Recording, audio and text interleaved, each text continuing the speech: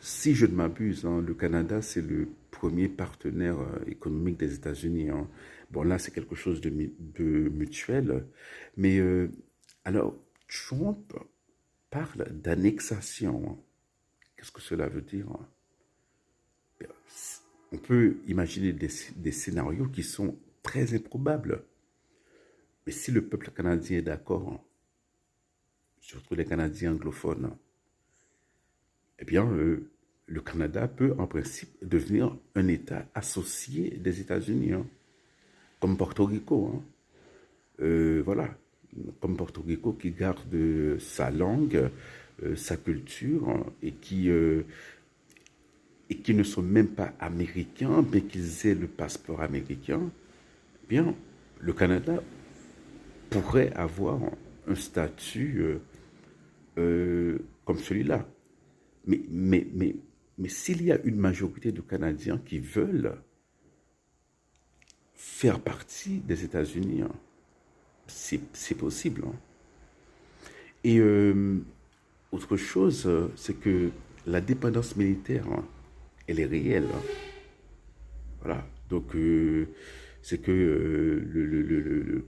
le bouclier antimissile américain, le Canada est protégé par le bouclier antimissile américain et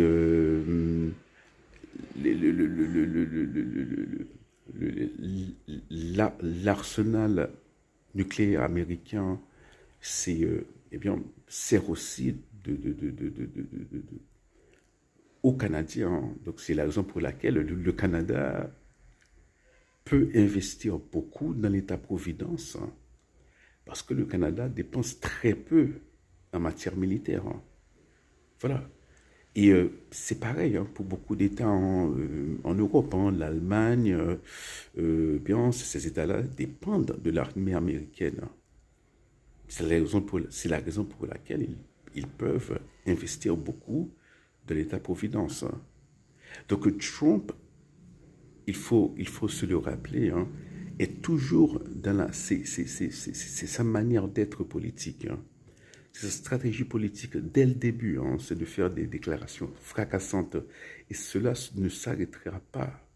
Voilà, c'est son style. Il faut s'y faire. Il faudra s'y faire pendant 4 ans. Mais